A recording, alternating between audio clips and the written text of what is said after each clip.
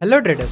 सो अगर तुम binary trading, forex trading या कोई भी क्रिप्टो ट्रेडिंग कर रहे हो तो यहाँ पे एक चीज़ कॉमन है, वो है कैपिटल।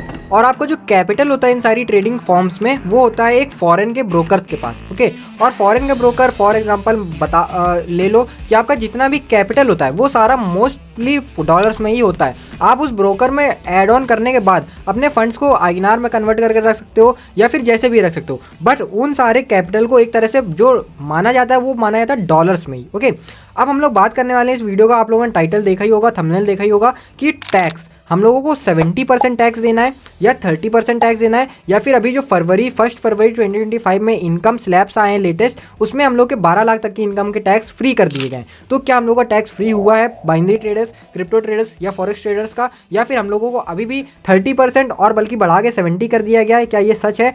क्या हम लोगों को कितना परसेंट टैक्स देना है? क्या क्या क्या भाई, इतने सारे क्या हो चुके हैं कि जिसकी कोई हद नहीं। और इस चीज़ के टॉपिक के ऊपर आपको यूट्यूब पे कोई दूसरा वीडियो भी नहीं मिलने वाला है, बिकॉज सारे ट्रेडर्स जितने भी वीडियो बना रहे हैं वो या तो ये बना रहे हैं ये ट्रेडिंग स्ट्रेटेजी, ये चीज़, वो चीज़, ये इंडिकेटर, ये चीज़।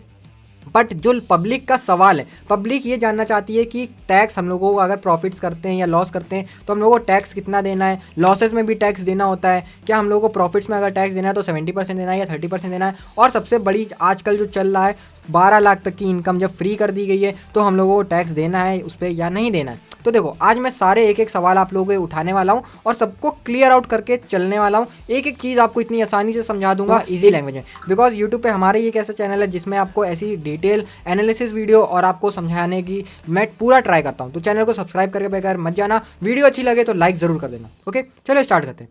फर्स्ट ऑफ ऑल देखो, मैंने जैसा कि बताया, ट्रेडिंग अगर आप करते हो तो आपको ट्रेडिंग करने के लिए फ्यूल की ज़रूरत होती है। फ्यूल फॉर एग्जांपल, फ्यूल हम लोग का ट्रेडिंग में क्या होता है, वो होता है कैपिटल। कैपिटल हम लोग का होता है डॉलर्स में और यूएसडीटी में होता है, डॉलर्स में। कुछ लोग इसको डॉलर्स बोलते हैं, कुछ लोग यूएसडीटी बोलते हैं, and many more things are there. कुछ लोगों का कैपिटल क्रिप्टो में होता है।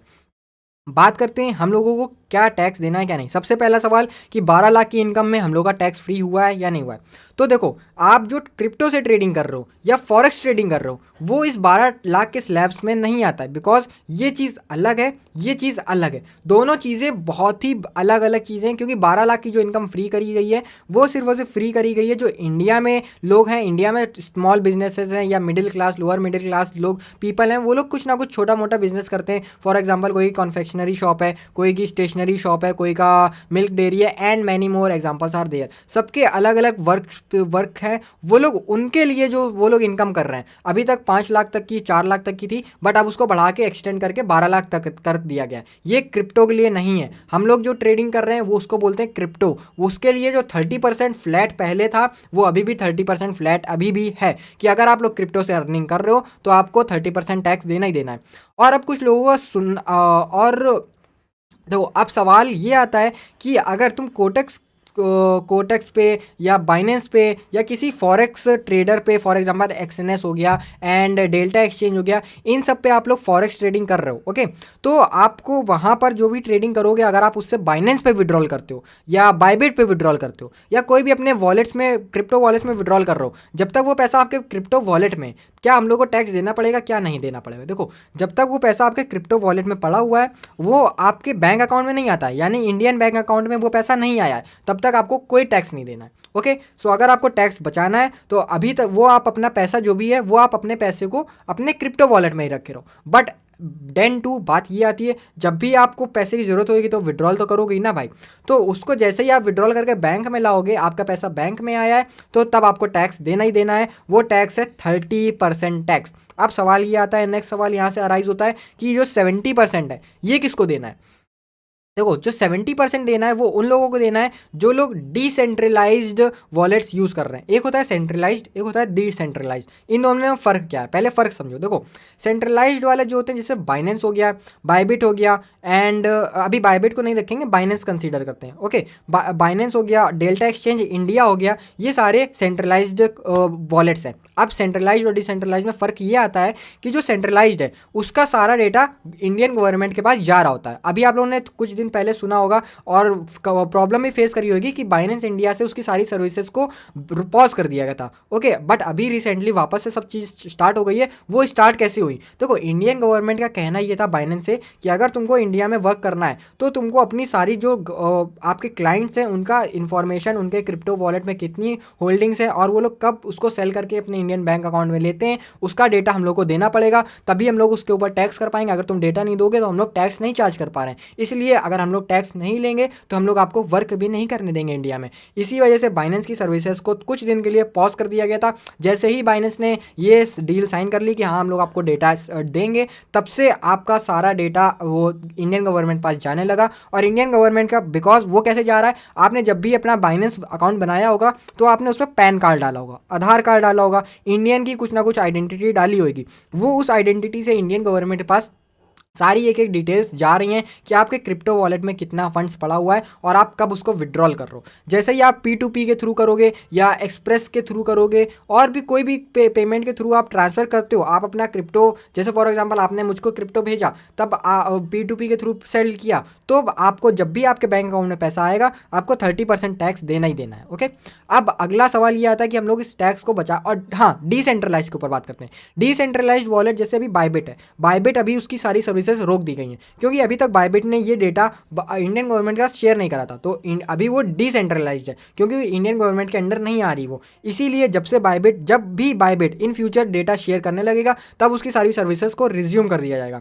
जैसे ट्रस्ट वॉलेट है, ट्रस्ट वॉलेट अभी डिसेंट्रलाइज्ड है। अगर आप उससे डिपॉजिट विड्रॉल कर रहे हो तो फॉर एग्जाम्पल कोटेक्स में डिपॉजिट कर रहे हो, बट सवाल यही आता है कि आप लोग ट्रस्ट वॉलेट से डायरेक्टली बैंक अकाउंट में नहीं ले सकते हो पैसा, और वहीं पे वो दिक्कत फंसती है। तो इसलिए जब भी आप बैंक अकाउंट में पैसा लोगे टैक्स देना ही देना है। अब इसको बचा कैसे सकते हैं, अब वो जानते हैं। देखो, बचाने का सिंपल तरीका ये है कि जैसे ही आप फॉर एग्जांपल आप पर्सन ए हो, मैं पर्सन बी हूँ, आपने मुझको डॉलर्स पे कर दिए। ओके, आपके बाइनेंस पे डॉलर्स पड़े हुए थे, आपने वो मुझको सेंड कर दिए, और उसके बदले में मैंने क्या किया, P2P के थ्रू नहीं सेंड किया आपने डायरेक्टली मुझसे इंटरेक्शन करके, कोई भी आपका फैमिली फ्रेंड है या कोई भी पर्सन है, आपने उससे इंटरेक्शन करके आपने उसको डायरेक्टली पेमेंट कर दी, डॉलर्स के बदले INR ले लिया। और तब आपको क्या है कि आप वहाँ पर अपने ITR में ये शो कर सकते हो कि मैंने इससे लोन लिया हुआ था, ये मेरा पुराना पैसा था, ये हम लोगों का कुछ आपसी मैटर था, अदर इनकम में आप लोग उसको शो करके तब आप 12 लाख की इनकम में उसको बचा सकते हो। ओके, सो इसीलिए अगर आप P2P कर रहे हो या बाइनेंस के थ्रू कहीं से भी विड्रॉल कर रहे हो तब आपको पेमेंट करना है। बट अगर आप कोई जानने वाले के थ्रू